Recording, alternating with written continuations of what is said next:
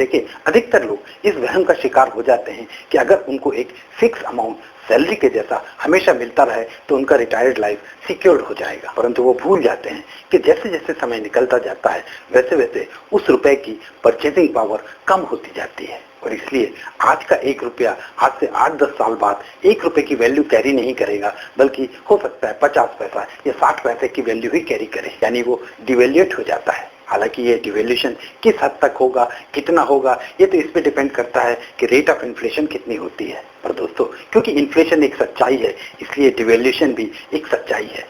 पर दोस्तों, ऐसा नहीं है कि हम सब ये चीज को जानते नहीं है, पर हम इसके इम्पैक्ट को अंडर एस्टिमेट करते हैं और इसलिए हम इसकी फ्यूचरिस्टिक वैल्यू को एक कैलकुलेटेड वैल्यू लेने की जगह एक अंदाज से ले लेते हैं।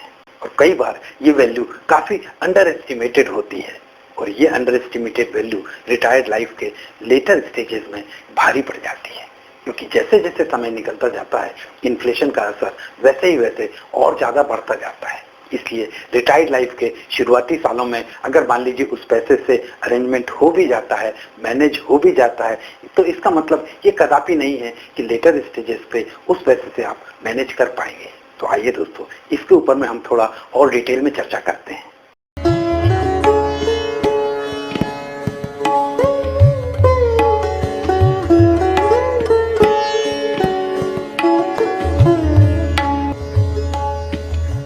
नमस्कार दोस्तों, मैं हूं आपका दोस्त मनीष वर्मा।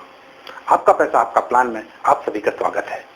तो दोस्तों, हम बात कर रहे थे कि एक जनरल परसेप्शन होता है कि हम अपने खर्च के बेसिस पे एक कोई अमाउंट पिन डाउन करते हैं जिसमें हम हर तरह का मार्जिन, चाहे इन्फ्लेशन हो, चाहे मेडिकल हो या जो कुछ भी, जिस तरह के भी हमारे मार्जिन होते हैं, हम सब कुछ कंसीडर कर लेते हैं और सोचते हैं कि अगर हमको ये अमाउंट एक सैलरी के जैसा हर माह अगर हमको पोस्ट रिटायर्ड लाइफ में मिलता रहे तो हमारा सारा का सारा रिटायर्ड लाइफ एकदम फाइनेंशियली सिक्योर्ड रहेगा। तो दोस्तों, जैसा कि हमने अपनी पिछली मुलाकात में डिस्कस किया था 1 लाख रुपए वाला एग्जाम्पल, आइए उसको हम थोड़ा और आगे बढ़ाते हैं।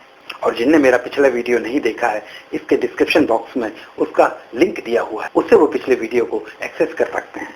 तो दोस्तों, पिछली बार हमने डिटरमिन किया था कि अगर हमको 1 लाख रुपया एज ए सैलरी हर महीना पूरी पोस्ट रिटायर्ड लाइफ में अगर चाहिए है तो हमारा कॉर्पस कितना होना चाहिए। और उस समय हमने अपनी थर्ड अप्रोच से ये वैल्यू करीब करीब 2 करोड़ के आसपास की निकाली थी।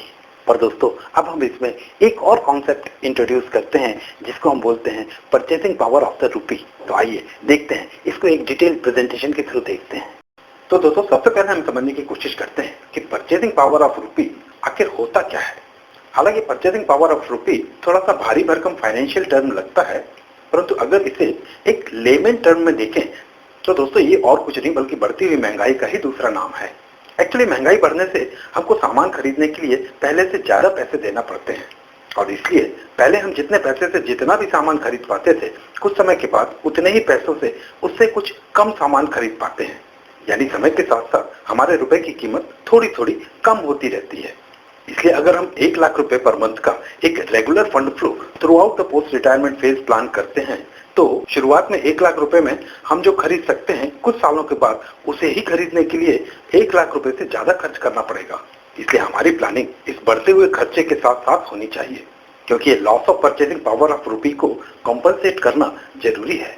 आप देख सकते हैं इस चार्ट में कि भले ही हम परसीव करते रहे कि हमारे पास 1 लाख रुपया है, परंतु इसकी रियल वैल्यू यानी कि परचेसिंग पावर उसका हर साल लॉस होता जा रहा है। और इसलिए अगर रिटायरमेंट के शुरुआती सालों में हमारी अर्निंग 1 लाख रुपए है भी, तो भी ये धीरे धीरे अपनी रियल वैल्यू लूज करती रहती है और रिटायरमेंट फेज के अंत तक पहुंचते पहुंचते मात्र 24,000 ही रह जाती है। हालांकि ये वैल्यू कितनी होगी ये उस समय के रेट ऑफ इन्फ्लेशन पर डिपेंड करता है, परंतु हमने इस एग्जाम्पल में रेट ऑफ इन्फ्लेशन 5% लिया है और अगर ये 5% से कम हुआ तो वैल्यू 24,000 रुपए से ज्यादा होगी और अगर ज्यादा हुआ तो ये वैल्यू 24,000 से भी कम हो जाएगी। और आप देख सकते हैं दोस्तों, अगर हम इस 1 लाख रुपए की परचेसिंग पावर को मेंटेन करके रखना चाहते हैं तो हमको हमारी इनकम हर साल कम से कम रेट ऑफ इन्फ्लेशन के रेट से बढ़ाते रहना पड़ेगा और इस इनकम को अंत तक पहुंचते पहुंचते 4.12 लाख तक पहुंचाना पड़ेगा। और ये तभी संभव होता है जब हम अपनी रिटायरमेंट प्लानिंग 1 लाख रुपया पर मंथ की इनकम को टारगेट ना करके 1 लाख रुपया पर मंथ की परचेजिंग पावर को टारगेट करते हैं। दोस्तों, जैसा कि हम बात कर रहे थे, पिछली मुलाकात में हमने 1 लाख रुपए पर मंथ की इनकम के लिए अपना रिटायरमेंट कॉर्पस कैलकुलेट किया था, जिसमें 3rd अप्रोच से ये वैल्यू 2 करोड़ आती थी। उस एग्जाम्पल में हमने रुपए की परसीव्ड वैल्यू को लेके प्लान किया था।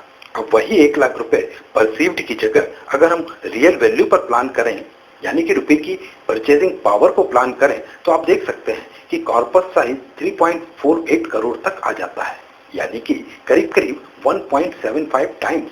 आप देख सकते हैं दोस्तों, इसका मतलब बहुत सीधा सीधा है कि अगर हम परसीव्ड वैल्यू से अपना प्लान करते हैं तो हम काफी अंडर एस्टिमेटेड कॉर्पस से अपनी सेकेंड इनिंग्स को चालू कर रहे हैं, और इसलिए लेटर स्टेज पर फाइनेंशियल सरप्राइजेस ऑब्वियस हैं, क्योंकि ये कॉर्पस समय से पहले ही खत्म हो जाएगा।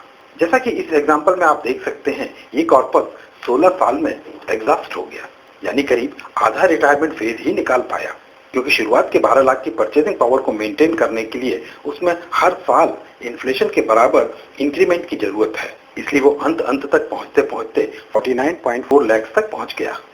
तो दोस्तों, जरूरत इस बात की नहीं है कि हमको हमेशा 1 लाख रुपया मिले, पर जरूरत इस बात की है कि हमको 1 लाख रुपए के इक्विवेलेंट मनी हमेशा मिले, यानी हमारे 1 लाख रुपए की परचेजिंग पावर बरकरार होना चाहिए। और इसलिए उस परचेजिंग पावर को मेंटेन करते हुए जितने भी रुपए की जरूरत हो, उतना रुपया हमको पोस्ट रिटायर्ड लाइफ में उस समय पर अवेलेबल होना चाहिए। इसलिए दोस्तों, हमको हमारी रिटायरमेंट प्लानिंग एक फिक्स्ड अमाउंट से नहीं करना चाहिए, बल्कि उसके इन्फ्लेटेड अमाउंट, परचेजिंग पावर को मेंटेन करते हुए जो अमाउंट निकलता है उस अमाउंट से करना चाहिए। तो आप देख सकते हैं कि इस केस में अगर हम परचेजिंग पावर को मेंटेन करते हुए इन्वेस्टमेंट को कैलकुलेट करते हैं तो हमारे कॉर्पस की वैल्यू 3.48 करोड़ की आती है। इसलिए दोस्तों, शुरुआती सालों में भले ही 1 लाख रुपए से हमारा काम चल जाए, पर हमको ये सोच के नहीं रखना चाहिए कि आगे आने वाले सालों में भी हमारा काम 1 लाख रुपए से ही चल जाएगा। और अगर हम ऐसा सोच के रखते हैं तो हो सकता है ये हमारी एक बड़ी भूल हो जाए, क्योंकि 1 लाख रुपए इंपॉर्टेंट नहीं है, बल्कि इंपॉर्टेंट ये है कि 1 लाख रुपए की परचेसिंग पावर कितनी है। और दोस्तों, यहाँ तो एक दूसरा एस्पेक्ट भी पिक्चर में आ जाता है।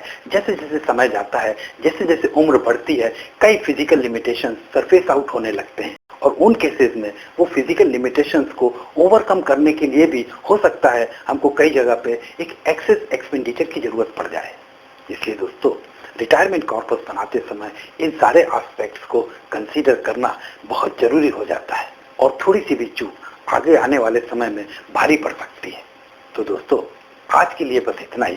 कैसा लगा हमारा आज का ये डिस्कशन, अपनी प्रतिक्रिया जरूर दीजिए, और अगर पसंद आया है तो मेरी चैनल को सब्सक्राइब भी कीजिए, जिससे आने वाले समय में इस तरह के टॉपिक पे होने वाले सारे डिस्कशंस में आप भी सम्मिलित हो सकें।